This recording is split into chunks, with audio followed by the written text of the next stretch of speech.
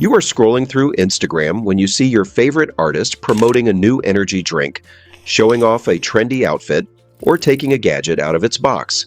Looking at their posts, you might have thought of buying the same thing. Well, it's a trap. The influencer economy runs on people like this. Kids used to record rants in their messy bedrooms, but now it's a $20 billion business that changes shopping, fun, and even how we think about fame. If you think an influencer is a person who posts good pictures, then you need to think about it again, because this is a business change that's changing the rules. You know earlier how only movie stars and sports used to make a lot of money. Now, regular people can also become millionaires. In fact, there are already many millionaires around us. For example, take MrBeast, a YouTuber who does crazy tasks. He gives money to good causes and cars away, but he still makes over $50 million a year. How? From his videos to selling hoodies. Do you know he has his own burger chain? Okay, let's take Kylie Jenner, who turned her Instagram selfies into Kylie Cosmetics, a makeup brand worth over $1 billion.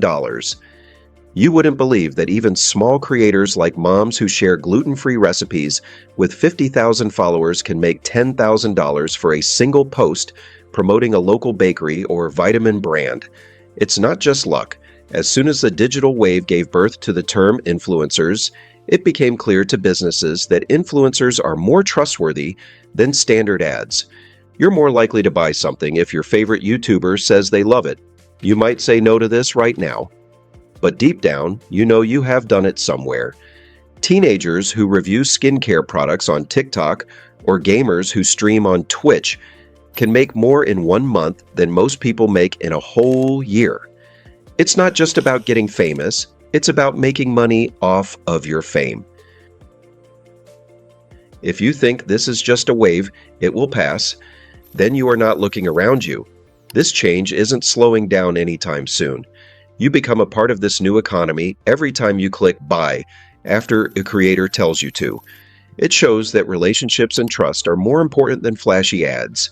Social media wasn't what it is now in the middle of the 2000s. There was no YouTube then, and most people still had flip phones. It seemed silly to think that you could one day become famous by talking to your phone. However, some regular people, like students, gamers, and makeup fans, began sharing videos and blogs for fun. They didn't know they were starting a whole new business. Let's look at PewDiePie. Felix was his name, and he was a guy from Sweden who screamed while playing scary games in his messy apartment. His films were real, funny, and close to home. Or Michelle Phan, a college student who uses a simple webcam in her bedroom to record makeup lessons. She would show people how to make looks with cheap items that she used to bring from a local store. These early artists were not interested in fame or money. Well, they had no idea this thing could bring them fame and money. It was like hanging out with friends, but online. They talked about their hobbies, made jokes, and gave each other advice. Then, around 2007, YouTube started the Partner Program. Now, the people who made movies could get a small cut of the ads that played before them. For the first time, sharing videos of cats or video games could actually pay your bills. PewDiePie's silly videos got millions of views, and the money from the ads turned into real money. Bloggers found the same kinds of chances. When Julie Powell was bored at work, she started a blog by the name Julie and Julia and used it to try to cook every recipe in a beloved cookbook. It was a big hit, then a book, and then a movie with Meryl Streep. Ree Drummond, also known as the Pioneer Woman, wrote funny posts about her life on a ranch. Because her blog got so famous, Walmart gave her a line of cookware and she got her own Food Network show. But brands' realization that these artists had loyal fans really changed the game. Bethany Moda, a shy girl, started showing off the clothes she bought at the mall in haul videos she put on YouTube. An important teen clothing shop at the time, Aeropostale, got in touch with her and asked her to make a line of bags and other accessories. The line sold out very quickly because her fans loved it so much, because they didn't feel like sellers but like friends. People who knew Bethany trusted her taste. You too might have someone like that, an influencer, an artist whose taste you appreciate. Even when they suggest a movie, you will definitely watch it, be it today or tomorrow. Well, whenever the world comes up with something new, trollers get their horns ready. The first batch of social media influencers got a lot of bad press. People laughed at them, called them lazy, and claimed they were not doing a real job. But the numbers proved them all wrong. More people started to watch YouTube and read blogs as smartphones and internet speeds got faster. By 2010, it was a real job to be a YouTuber or a blogger. The influencer economy we have now was built on the work of these early adopters, who proved that one video or post could turn a hobby into money. Also, they set the tone for what people still want: reality. There are no fancy workshops or scripts. People being who they are, flaws and all. This is why, even now, an iPhone video from a creator's living room that is shaky can feel more real and sell more goods than a glossy ad campaign. Many people still wonder, how do these people actually make money? A selfie with a product isn't even close to what it takes. Now think of them as small businesses that can make money in a number of ways. First is deals on brands. Businesses pay well-known people to talk about their goods, such as a TikTok dancer could get over $25,000 to use a certain song in their video. Bigger creators, like Emma Chamberlain, can get over $500,000 to talk about a product in a single video. Because brands know that her fans trust what she likes, people who follow her will probably buy something if she drinks something or wears a jacket. After that, there's partner marketing. Use my code SLAY20 for 20% off. Signs have been seen on the links. You can look at it as affiliate marketing. The influencer gets a cut of every sale that comes from that code. Amazon even has a program where people who make videos can get paid to link to goods they like. This is very sneaky because the influencer gets paid even if someone doesn't buy the goods for months. It's like leaving a trail of money-making cookies. Let me take a break and inform you that we have created an ebook for the top 100 businesses that you can start this year, and we will give away this ebook for free. Just comment down on our video and I will share the link to download it. Let's get back to the video. A lot of influencers put out their own goods. Look at merch as an example. Ninja the Gamer sells shirts with his name on them and other gaming gear. Fans buy it to feel more connected to their hero. It's like a badge of honor. Making your own name is the real jackpot. Huda Katan started out by sharing how-to videos for makeup. She then started Huda Beauty, which is now a big hit at Sephora. It was the same thing Kylie Jenner did with Kylie Cosmetics. They sell their own lipstick instead of pushing someone else's and keep all the money they make. Some YouTubers are even bigger. MrBeast is famous for his YouTube pranks like last to leave the circle wins $500,000. But he owns a food business too. Not a real restaurant, but a ghost kitchen that sends burgers to people through apps like Uber Eats. He worked with businesses that already had his recipes, and now they are in more than 1,000 places. There are no prices for a storefront, it's just branding. Also, don't forget about sites like Patreon and OnlyFans, where fans can pay a monthly fee to get access to special material. A fitness influencer might share workout plans, and a singer might share songs that haven't been released yet. You can make steady money that way, without having to depend on ads or donors. As people on social media platforms got bigger and richer, things went out of control.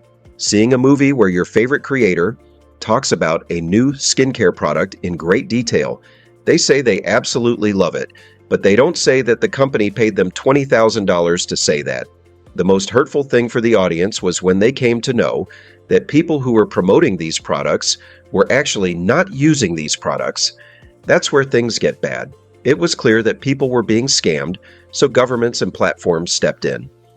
Some artists still hide these tags in tiny text, bury them in piles of hashtags, or use vague phrases in which they thank the brand to avoid being clear about their paid posts, even though the FTC's clear disclosure policy requires them to do so, not to seem pushy. Some leaders want to keep the magic and money alive, while regulators want people to be honest. Then comes the matter of fake followers. Sometimes brands give an influencer $10,000 to support your product, and then find out that half of their followers are bots, which are fake accounts that you can buy online for very little money.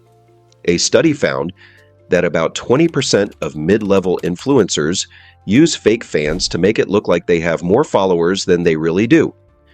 Brands are tricked, and real makers lose deals to con artists. There are now authenticity checks on sites like Instagram, but it's still simple to lie. This is bad for everyone. Brands lose money, honest artists have a hard time, and people are fed fake hype. There are deeper moral problems. Should people with a lot of followers promote goods they don't use? Trust breaks down when money is involved. Even worse, some of them push harmful things, like crypto scams or dangerous supplements, to make quick money. People who follow, especially younger people, might not know they're being sold to. A study found that kids younger than 12 can't tell the difference between ads and normal posts. This makes them easy to target. Then comes the major dark side of this industry, mental health. It's very hard to stay sane these days. People who make content feel like they have to post every day, follow trends, and share personal information to keep people interested. Ellie Mills, a famous YouTuber, quit this whole thing because she felt like a machine, not a human. People in this industry are always behind numbers. Burnout is common, and hate comments can be harmful for your mental health. Because of platforms like TikTok's endless scroll, creators work around the clock, editing videos at 3 a.m., worrying about views, and the worst part is, creators put their everything out for likes and comments. There are many YouTubers who passed away because they wanted to take a shot of a dangerous place. So, they can post it on their social media for good reach, but they never made it back from that dangerous place. Slowly, platforms are adding safety features. Instagram users can hide the number of likes they get to calm down. TikTok blocks ads that aren't clear. If big names like Cardi B and Kim Kardashian run sketchy ads, the FTC can find them. But enforcement isn't always there, and smaller players get away with it. Some people say the rules should be stricter, with bigger fines, better ways to find bots, and more clear instructions for both producers and viewers. Influencers who are smart know that their fame on social media doesn't last forever. As people get older and platforms change, so do trends. So, the top 1% creators are building ways to get away by turning their online power into businesses in the real world.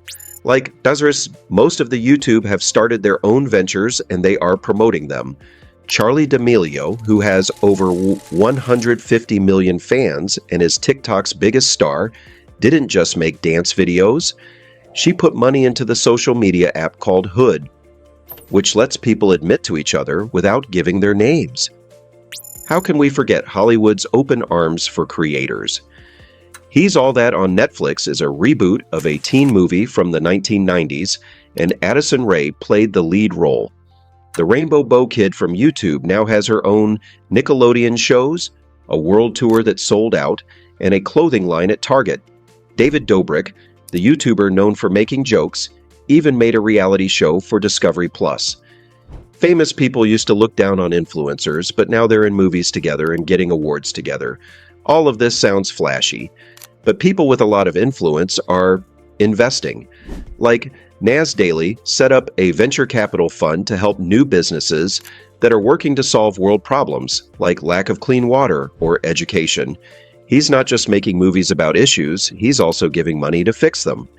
Logan Paul, on the other hand, used his YouTube fame to become a boxer and start an NFT business that makes $40 million a year. He has a share in a professional wrestling league. Social media influence has come too far, and now it is slowly turning to virtual influencers, which are CGI figures, like Lil Miquela, model for high-end brands and release music. They never get tired because they don't eat, sleep, or age.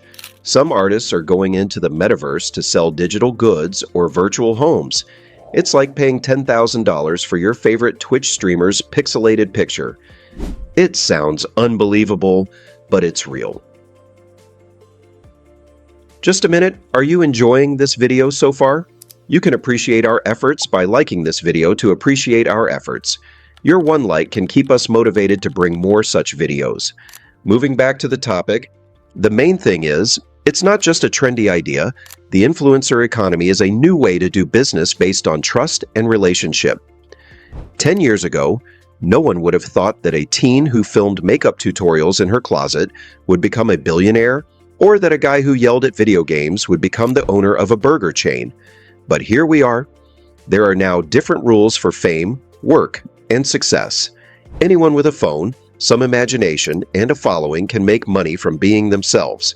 It's not just about money. We now think about work differently because of this change. No longer are office jobs and skills the only ways to make a living. Teenagers and young adults today want to be YouTube or TikTok stars, not doctors or lawyers. You can make a living by making people laugh, teaching them something helpful, or just letting them know you see them. It gives you power, but it also puts you at risk. Platforms change all the time. Something new might come out tomorrow that could change the industry completely, like AI-generated images, and take the place of Instagram Reels. Creators have to adapt with changes in the digital world, or they will become irrelevant. Now that we are approaching the end of this video, let's not forget to address the metaverse. That's just a fancy word for virtual places where people hang out as avatars. People with a lot of followers are already buying land in these places, selling digital clothes, and holding virtual concerts. In a VR nightclub, a singer could play a live show, or a gamer could sell unique NFT skins for their avatar. Companies are spending billions of dollars to make it happen. One thing is clear from the influencer economy: trust is the new money. Do you think the influencer economy is going to remain the same, or will it change its form and shape? Do share your views in the comment section below. If you want us to cover any particular topic, leave it in the comment section and we will take it from there. Till then, you can check out our already existing gem of the videos. If you enjoyed watching the video, do not forget to like, share, and subscribe to the channel. See you soon in another video.